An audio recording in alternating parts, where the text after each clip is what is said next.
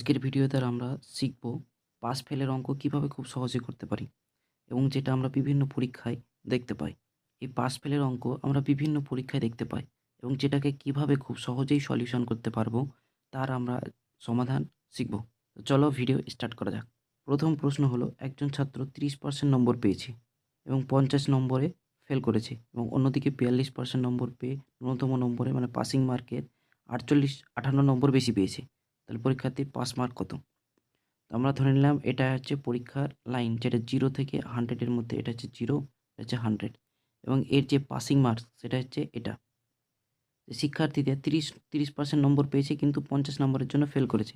ধরলাম এটা আমরা 30% নম্বর এবং সে যে পাসিং মার্ক, এই পাসিং মার্কের থেকে 30 নম্বর কম পেয়েছে, 50 নম্বর কম পেয়েছে, মানে 50। যদি 50 নম্বর পায় তাহলে সে পাস করে যাবে। কিন্তু অন্যদিকে সে 42% নম্বর পেয়েছে, মানে পাসিং নম্বরের চেয়ে সে 42% নম্বর পেয়েছে এবং সে পাসিং নম্বরের চেয়ে 58 নম্বর বেশি পেয়েছে।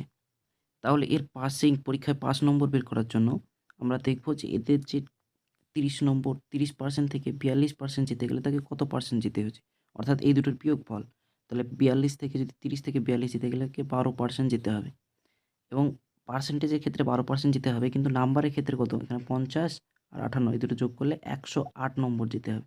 তাহলে আমরা বলতে পারি এই 12% ইজ ইকুয়াল টু 108 মার্ক। তাহলে 1% ইজ ইকুয়াল টু কত? 9 বারং 108 মানে 9 মার্ক, মানে 1% ইজ ইকুয়াল টু 9 মার্ক। আমাদেরকে পাসিং মার্ক বের করতে বলেছে। পাসিং মার্ক কি? 30%, তার সাথে আরও 50 মার্ক যদি পাই তাহলে সেটাই পাসিং মার্ক। তাহলে 1% ইজ ইকুয়াল টু যদি 9 হয় তাহলে 30% ইজ ইকুয়াল টু কত হয়ে যাবে? 30%, এটাকে আমরা 30 দিয়ে গুণ করে দেবো। তাহলে কত আসবে? 270। তাহলে 30% ইজ ইকুয়াল টু 270, আর 30%-এর সঙ্গে যদি আরও 50 মার্ক পেত তাহলে সে পাসিং মার্ক পেত। তাহলে এর সঙ্গে আমরা 50 যোগ করে দেবো, তাহলে হয়ে যাবে 320। তাহলে এর যে পাসিং মার্ক সেটা হয়ে যাবে 320। এটার উত্তর হয়ে যাবে অপশান এ। পরবর্তী প্রশ্ন হলো, পরীক্ষায় অরুণ 22 নম্বর পেয়েছে কিন্তু 12 নম্বরের জন্য ফেল করেছে। তো একইভাবে আমরা একটা পরীক্ষার নম্বর লাইন টেনে নিলাম, এটা হচ্ছে পাসিং নম্বর। সে এখানে আমরা ধরে নিলাম যে কি অরুণ 22% নম্বর পেয়েছে এবং সে কত নম্বর? 12 নম্বর কম পেয়েছে। একইভাবে বরুণ 32 নম্বর পেয়েছে কিন্তু 3 নম্বর বেশি পেয়েছে। তাহলে এটা ধরে নিলাম 32% আর এ 3 নম্বর বেশি পেয়েছে। তাহলে একইভাবে আমরা পার্সেন্টেজের ডিফারেন্স বের করব। তাহলে বের করলে কত হবে? 22 থেকে 32 যেতে গেলে তাকে 10% যেতে হবে। আর নাম্বার তাকে কত যেতে হবে? 15, মানে 12 আর 3 যদি আমরা যোগ করি তাহলে 15। তাহলে আমরা বলতে পারি যে 10% ইজ ইকুয়াল টু হচ্ছে 15। তাহলে আমাদেরকে কী বের করতে চেয়েছে? ন্যূনতম মার্ক, মানে পাসিং মার্ক বের করতে চেয়েছে। তাহলে আমাদেরকে 22% বের করতে হবে। তাহলে 10% ইজ ইকুয়াল টু যদি 15 হয় তাহলে 1% ইজ ইকুয়াল টু কত হয়ে যাবে? 1.5 এবং 22% কত হয়ে যাবে? 22% ইজ ইকুয়াল টু, এটাকে আমরা 22 দিয়ে গুণ করে দেবো। 22 দিয়ে যদি গুণ করে দিই তাহলে 33 হয়ে যাবে। তাহলে 22% ইজ ইকুয়াল টু 33 মার্ক, তার সাথে আরও যদি 12 মার্ক পাই তাহলে সে পাস হয়ে যাবে। তাহলে 33-এর সাথে 12 যোগ করে দিলে কত হয়ে যাবে? 45। তাহলে অ্যান্সার হয়ে যাবে সি। পরবর্তী প্রশ্ন হলো, 20% নম্বর পেয়েছে কিন্তু 10 নম্বরের জন্য ফেল করেছে। একইভাবে 35% নম্বর পেয়েছে, সেজন্য 20 নম্বর বেশি পেয়েছে। তো এরকম আমরা গ্রাফ না টেনে সরাসরি করব। তাহলে 20% থেকে 35% যেতে গেলে তাকে কত পার্সেন্ট যেতে হবে? 15%। তাহলে 15%, আর তাকে নাম্বারের ক্ষেত্রে কত দিতে হবে? 10 মার্ক আর 20 মার্ক, তাহলে 30 মার্ক। তাহলে 15% ইজ ইকুয়াল টু 30 মার্ক, তাহলে 1% ইজ ইকুয়াল টু কত? 2 মার্ক।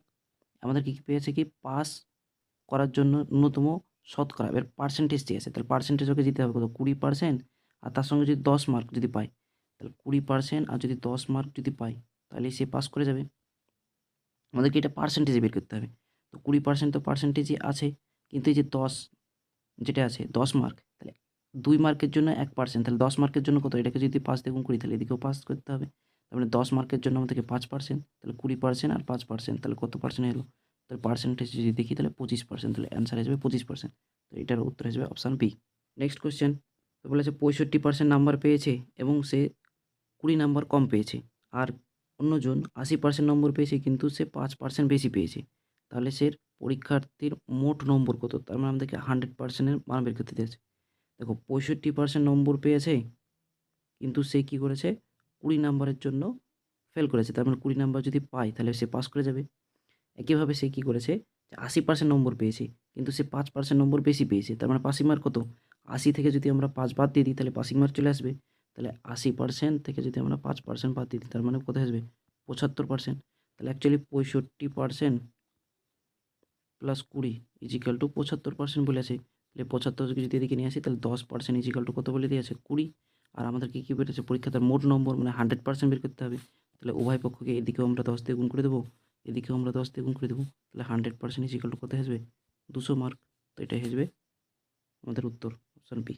তো এইভাবে পাস ফেলের অঙ্ক আমরা খুব সহজেই সমাধান করতে পারবো। তো আজকের ভিডিওতে এই পর্যন্তই।